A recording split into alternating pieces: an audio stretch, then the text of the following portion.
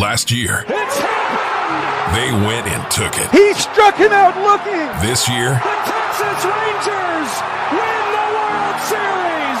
they're here to run it back. It's over! This is Bleav in Texas Rangers, hosted by Mitch Ferreldis. That trip to Philadelphia was far from brotherly and very far from lovely. Welcome into Bleav in Texas Rangers. Be sure if you like what you're listening to, you rate 5 stars, you put on notifications so that you never miss an episode, and you tell your friends about Bleav in Texas Rangers, where they can get the audio or the YouTube podcast. You can find every YouTube podcast on Bleav in Texas Rangers' YouTube page, and you can listen to every podcast on Apple, Spotify, or through the Bleav podcast landing page. Yeah, that was bad. To put it bluntly, for what happened to the Rangers in Philadelphia. 3-game sweep. They've fallen under 500 for the first time in the Bruce Bochy era, which I guess that felt fascinating at first. The more I think about it, I think eventually there's going to be some strife that you deal with and you fall under. But at the same time, the expectation of bringing in a Bruce Bochy to be the manager of this ball club is that you're not going to suck, to put it bluntly. And you're going to be good enough that this team is going to be at a high level of competition for years to come. And again, they're coming off a World Series victory. And right now, they just don't look like, and they're not healthy enough to be the team that just won the World Series. Like, case in point, that's the simple answer. And they happened to run into a buzzsaw in Philadelphia who is cruising right now. One of the best teams in baseball this year. They have 14 losses? 14. And we're almost done with May. It was going to be a challenge either way. It's bad enough when you don't have the offense necessary to support some of the good pitching that happened in this series. They're in a rough spot right now. The exact range as far as how things have gone: 3-game sweep, 4 consecutive losses going back to the Angels Sunday game, and then 10 losses in the last 12 games for the Rangers. And that immediately after they had taken a good chunk of games from the Tigers, the Royals, the A's. Like, the Rangers had gotten themselves back into a groove. And then all of a sudden they lost it. Swept by the Rockies, 1 win against the Guardians, 1 win against the Angels, and then swept by the Phillies. Been swept twice in a 12-game span. That's not good, obviously. But what's it going to take to get better? It's hard to say right now because the injuries are starting to mount. They got Dane Dunning back, but he essentially swapped places with John Gray, who went to the injured list after he had to be removed from his start back on Tuesday. Things are rough right now. Are they going to get better against the Minnesota Twins, who are, and we'll talk about this with Bobby Nightengale coming up, you'll hear, one of the more streaky teams in baseball. Maybe this is their chance to get back into the consistency column, at least. But right now, the series against the Phillies kind of shed a light on just all the problems that the Rangers are dealing with right now. Outside of the fact that they're beat to hell, they're just not producing offensively. And one guy that might be a reason as to why the offense is struggling, I'm not saying it's all on him, but someone that this team certainly relied on to be a catalyst for the offense, and that's Evan Carter. Evan Carter right now is in a 2-for-31 slump and is 7-for-46 throughout the month of May. And he's got a complete batting average below 200 right now. Now, if it wasn't for how good his defense has been, and he made a stellar diving catch yesterday and then doubled up Bryce Harper at first base, I think if it weren't for his defense, we'd be having a different conversation. But right now, the offense is kind of diminishing the defensive side of Evan Carter. And Bruce Bochy said after the game, he's trying to find his game right now. He will be a better player for having gone through some failure. And that's fine. And he's young enough that you figure he'll get himself out of this funk eventually. We were kind of hinting at the same idea with Wyatt Langford. Like, he's too good to be struggling right now. The difference is now Wyatt's hurt, and we don't know when Wyatt is going to come back. It might be a few more weeks before we even sniff a rehab assignment. Evan, on the other hand, has been battling a back issue. As far as we know, he's played through it, or it hasn't been significant enough that it has required injured list time. But he's in an interesting spot because 41 games in, 201, 5 homers, 15 RBIs, but only a 678 OPS. It's not a feasible offensive bat you can keep on the roster when your team is struggling the way it is. Like, as we mentioned, they've lost 10 out of 12, and they're now 3 games below 500. They're in a tough spot. And I don't think the Twins are going to help change their fortunes necessarily. Then you've got your World Series rematch hosting the Diamondbacks for 2 games next week. And then after that, you get the Miami Marlins. So maybe that'll be a nice reprieve. But for right now, they got to kind of ride the pine a bit and take the hits that are coming, because it's hits that's lacking, but they're getting hit hard these last couple of days. If we're going to call that our stock down, we got some stock up, and some very encouraging stock up. It's Corey Seager. Last 7 games, he's been 9 for 25. He's homered 4 times. He's walked 8 times. A good chunk of those are intentional, but the point still stands. In his last 15, he's 17 for 55 with 6 home runs, 12 walks. The month of May, he's raised his batting average from 236 to 253. In the month of May in total, he's 20 for 72 with 6 home runs, 11 driven in, 13 walks, 3 intentional walks. And he's slashing 278, 384, 542. He's, for lack of a better word, back, right? He's in the middle of a hitting streak right now. 1, 2, 3, 4, 5, 6, 7 game hitting streak. 2 of those games he had multiple hits. And just before, I mean, if you want to group in the amount of hits that he's had throughout games in this month, 1, 2, 3, 4 games in the entire month of May, he has not recorded a hit. So if nothing else, Corey is finding his stroke again at the plate. Granted, it's a lot of singles. He has 7 extra base hits of his 20 hits that he's had this month. But the power stroke is definitely there. 3 straight games having hit a home run. If nothing else, it's encouraging.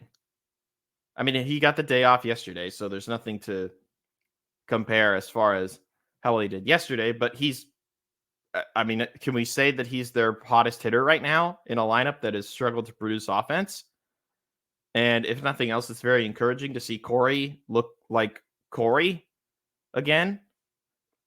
I don't know if he's going to rush that average all the way up to 300 in a moment's notice, but this is important because he had spent the entire first month of the season really, really struggling. And right now, the Rangers need Corey more than ever. So for him to produce at this level throughout this past month, I think that's a sign of good things to come. And if anything, he could be a catalyst for the rest of the offense, because Adolis Garcia hit a home run yesterday. Maybe if nothing else, those 2 can kind of motivate the rest of the offense going forward as they get ready to face Minnesota. Pitcher updates. As we mentioned, John Gray is going to the injured list. There's actually a slew of transactions that the Rangers had to make over the last few days. It goes back to the 20th of May. Davis Wenzel had been optioned back to Round Rock, and in his place, they selected the contract of Derek Hill from Round Rock. And then Derek made a great first impression in game 1. He had a couple of hits to start his big league career.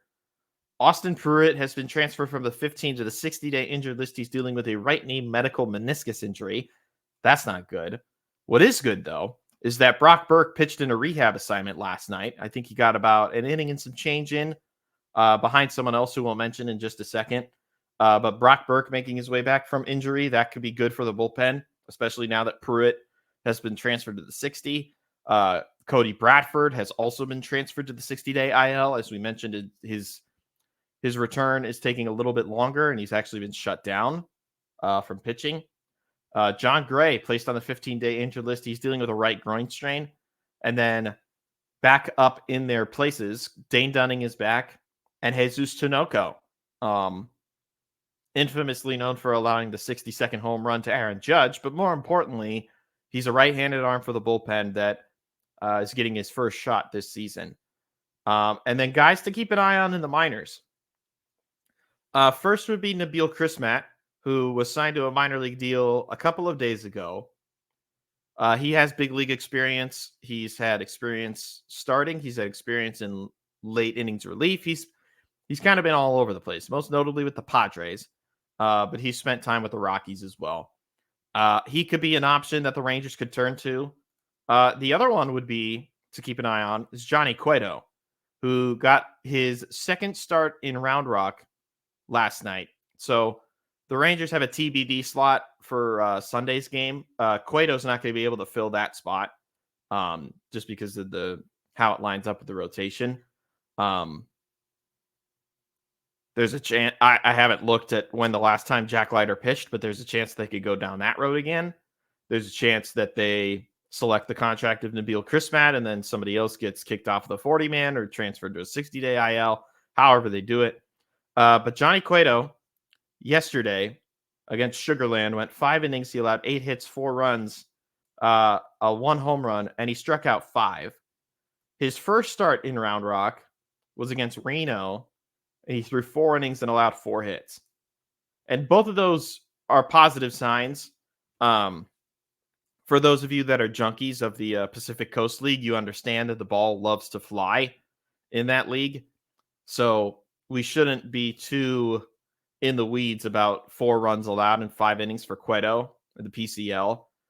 He pitched rather well for the White Sox last year.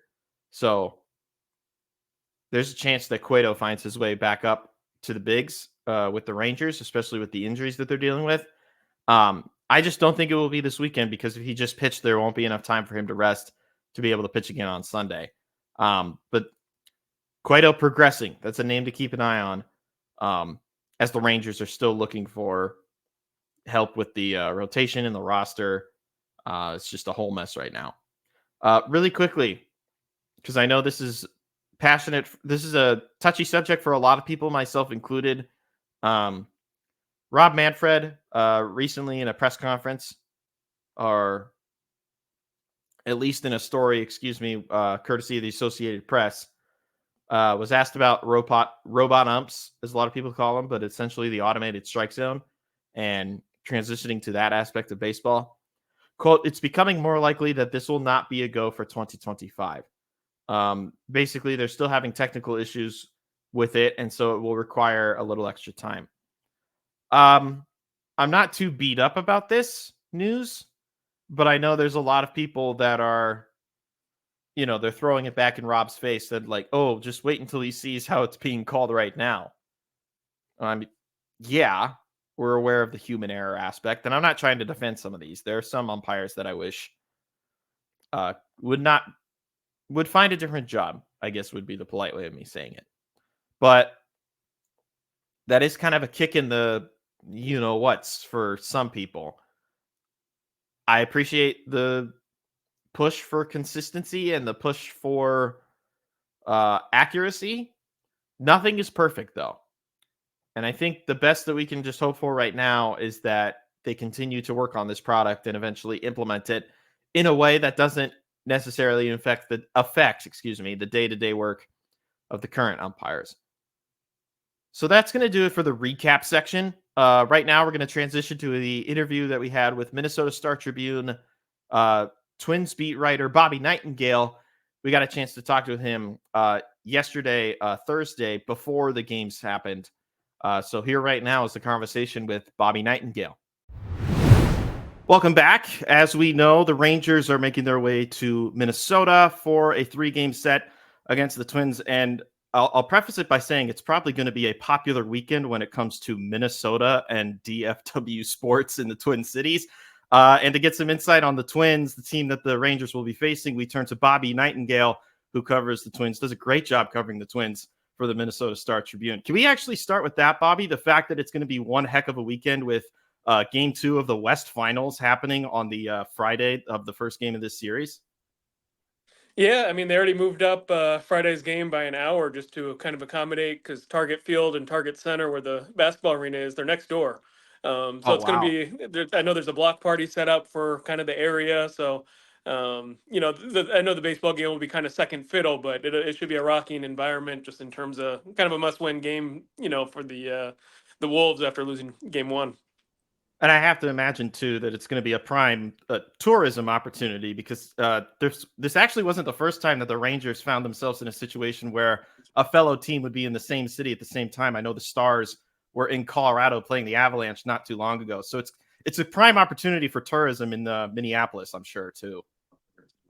Yeah, and I'm curious. I mean, just with it next door, I wonder if any players will try to sneak over. I'm sure the baseball game should end, slightly before the basketball game does. So, be interesting to see if anyone tried to sneak over for the fourth quarter or anything. Oh yeah, absolutely. Players will find a way. If we've learned anything about them, players will find a way. But of course, this is a baseball podcast, so we don't want to get too into nitty-gritty about the city and the basketball. But I do want to ask about the Twins, because this is a team that, when I consider them last year, they finally break that playoff game losing skid. They get out of the wild card round against the Blue Jays. But this year's team, not necessarily from the 30,000 feet view of the reigning Central champs, just what is one thing that maybe most people wouldn't know about this year's version of the Twins? They're probably the streakiest team in baseball so far. That's probably the thing that stands out. They started off pretty bad, 7-13 record, and then they won 12 straight games. If you take their first 20 games, they went 7-13. Their second 20, they went 17-3. So they're the hottest team in baseball for a 2.5-week stretch. And then they lost 7 in a row before winning their last 2 against the Nationals the other day. So it's really been, they're either playing really well or they're playing terribly. They haven't really played anything in between. So that's kind of been the defining theme of their season so far, is just if they're hitting, they're one of the better teams in baseball. If they're not hitting, anyone can beat them on any given day. 2 stories that I was fascinated by coming out of that national series. Number one that I just saw this morning, Steven Okert tipping the bullpen cart driver, I thought was a hilarious little nod to good humanity. And then this fascinating story about the rally sausage being overnighted to DC. Can you provide a little more insight on that? Yeah, I mean, the rally sausage was, it came at a time when they were struggling to do much offensively. They were getting no hit in a game against the Chicago White Sox, and the hitting coach saw Summer Sausage sitting in the clubhouse and brought it to the dugout and told guys, "Hey, start tapping it before you're at bats." And they hit back-to-back homers, the first 2 guys, and ended up scoring a ton. That was right. That's kind of like game 3 of their 12-game winning streak. So it was almost like, okay, if we keep winning, if we keep hitting, might as well keep doing it.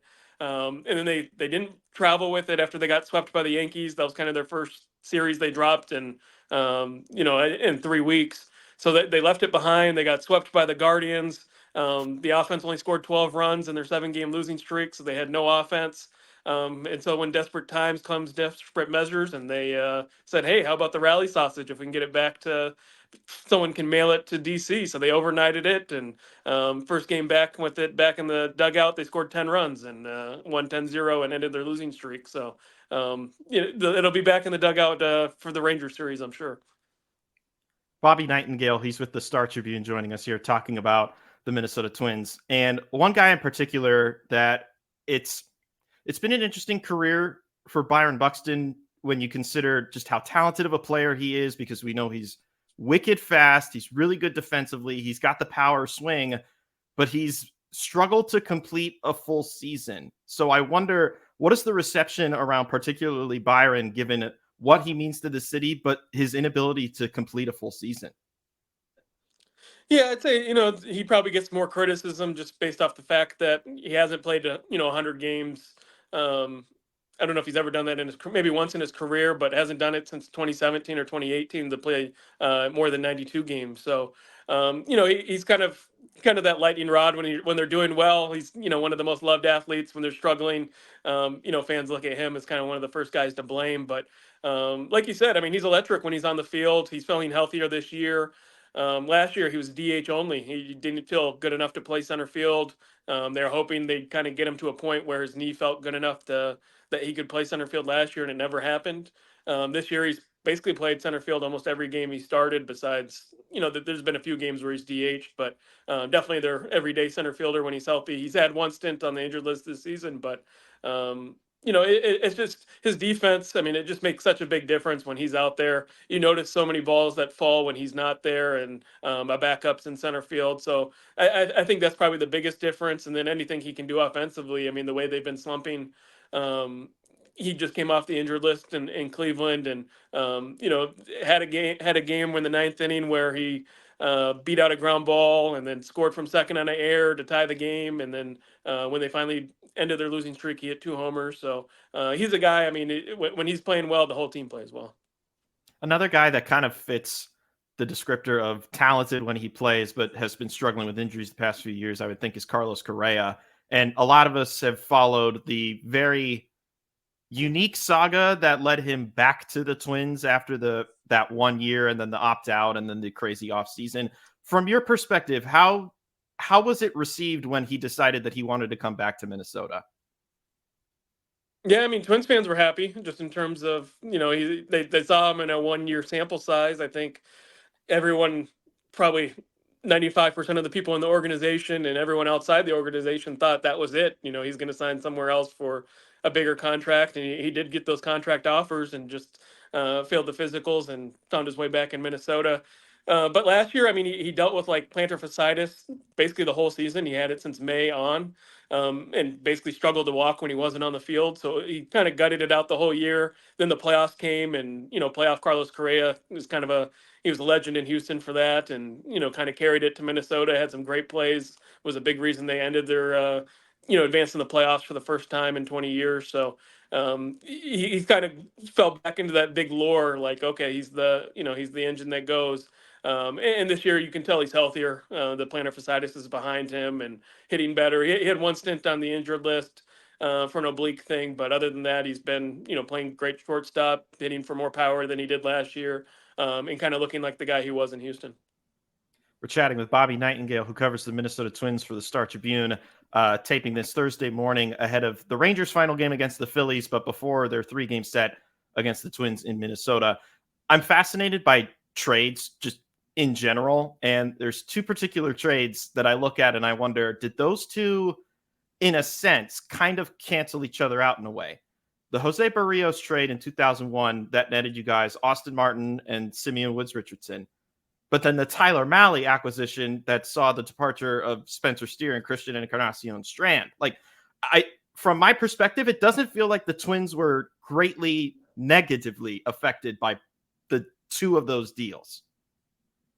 Yeah, I mean, if you look at it kind of big picture, like Barrios, he got a contract that I don't think the Twins were going to go to from Toronto. So you almost had to get something for him. Simeon Woods Richardson's now their number 5 starter, and pitching pretty well. He won't pitch in the Ranger series, but has like a 2.5 ERA so far this season. Austin Martin's in AAA, kind of bouncing back and forth this year, but he's been fine. He was a number 5 draft pick in his draft class. I don't know if he'll ever be a superstar, but he's a fine role player when he's up there. Contributes speed and defense so far, and if he ever turns into like a more consistent hitter, he's going to be more of an everyday type player. So it was kind of neutral in that deal. It felt like that was one where you probably had to trade the starter if you weren't going to keep him long term. The Tyler Mahle one was, you took a shot and obviously it failed. Tyler Mahle only made a handful of starts for the Twins before he had Tommy John surgery. Obviously went over to Texas in free agency. The 2 guys they traded, I mean, that's like, it's definitely a huge loss in that trade. Like, you'd definitely rather have Steer. You'd rather have Encarnacion Strand. But I don't know if they would have had the same opportunities in Minnesota too, where, like Spencer Steer was basically a second baseman. They have Edward Julian, who's a young second baseman. At the time, they had Luis Arai. So, I mean, he was kind of blocked. So Spencer Steer doing really well for the Cincinnati Reds. Encarnacion Strand, I'm sure they would love to have his power bat just as a corner infielder, but they signed Carlos Santana this offseason instead. So they kind of backfilled. I mean, they were kind of, Steer was definitely blocked, and Encarnacion Strand would have had to earn his opportunities. So they got better opportunities elsewhere. One trade flopped. One trade was kind of neutral, but I don't feel like it crushed the organization, losing those two pitchers afterwards. Well, even you mentioned the Arise trade too, and I completely spaced on that one. That netted the Twins Pablo Lopez, and he was an absolute ace for the team last season. Yeah, I mean, Arai, I mean, he won a batting title and, with the Twins. And I think that was one where Twins fans look at it now and it's like, we had to make that trade. I mean, so much harder to find ace caliber starting pitching in the big leagues. They immediately signed him to a contract extension. He was the guy that won them their first playoff game, pitched really well against the Houston Astros. I mean, the whole playoffs, he was by far their best pitcher. So he's definitely, the bona fide ace of the club now. And I think that was one where you had to give up a lot to get a lot, but I think the Twins are happy with how that one turned out. I also want to ask you about the back end of the bullpen, because maybe this is just my philosophy or my general inclination, and this is something we could probably just talk it out, but I think about the Rangers, who have David Robertson and Kirby Yates, who have been electric 1-2 punch this year. And I think about the Twins with Griffin Jax and Yohan Duran, and I almost wonder it's the same thing. Or I look at it from afar and I think it's kind of the same thing. Do you personally believe there's a philosophy within front offices of focusing your bullpen on having the two best guys be your late leverage inning guys? Yeah, I mean, the Twins kind of use them not interchangeably. Like, Duran's definitely going to get more save opportunities. But those are the guys they have built for the back end. Brock Stewart's another one. He's on the injured list right now, but he's only given up like 5 runs in the last 2 years. So he's been quite dominant as well. But Griffin Jackson, Duran, I mean, there's two guys, you can put them against any batter. You feel good about it. Duran's kind of in a rough spot right now. He's getting a home run in his last 3 appearances. So it's kind of a rough patch for him, but Griffin Jackson's been lights out. Excuse me. And I agree with you. That's just kind of how you build the bullpens now, is you just find kind of the nastiest guys for the last 2-3 innings. And whenever that middle of the lineup comes up, those are the guys you're going to be facing. And then the last thing that I want to ask you about, it's not necessarily about the product on the field, but the ability for fans to be able to watch the product on the field, particularly on television. Because I know the Rangers have their partnership with Bally's, but their contract's only for one more season. I know the Twins are similarly working with Bally's and the Diamond Sports Group bankruptcy, that whole saga. What has it been like from the Twins' perspective and from the Minneapolis market perspective dealing with that fallout? Yeah, I mean, if you ask Twins fans, I think that's the biggest sign of frustration from the entire fan base. Xfinity was kind of that was the big cable subscriber, Comcast, and they just lost that one. So I bet probably 50% of the fans that, have cable TV, and anyone who doesn't have DirecTV basically can't watch. So that's a huge source of frustration. The Twins, their TV contract ended last year, and they re-upped with Bally for 1 year. There's kind of in the offseason kind of promises like, we're going to do our own thing. There won't be blackouts anymore. And it just didn't come to fruition. They went back to Bally's, and that's kind of the source of all the fans' frustration, is you had a chance to get out of it. You could have done something differently. Instead, they definitely got more money out of going back to Diamond Sports and re-upping for 1 more year. But the fact that a lot of fans can't watch them right now, and like we mentioned at the beginning of the podcast, the Timberwolves doing so well, you can definitely tell kind of the interest is kind of lower than it should be, just based off the fact of a lot of people can't watch games right now. It makes it difficult to support a team when you you can't watch them, of course. He's Bobby Nightengale. He covers the Twins for the Minnesota Star-Tribune, does a great job. Be sure to find him on all social channels and all the work that he does for the Star-Tribune. Bobby, thanks so much for taking the time. Appreciate it. Yeah, my pleasure. Thanks for having me. Once again, thanks to Bobby for taking the time and providing some insight on the Twins. As far as who you're going to see this weekend, we'll close with the guys that will be starting for the Rangers, and it's going to be Jose Arena getting the start today, Friday, against Bailey Ober. Michael Lorenzen will pitch Saturday against Chris Paddock.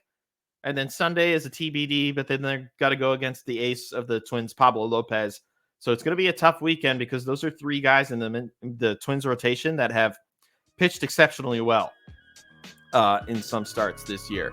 But that's going to do it for this edition of Bleav in Texas Rangers. We will be back after the Twins series is complete and get you ready for the World Series rematch at Globe Life Field. So until that time, Bleav in Texas Rangers.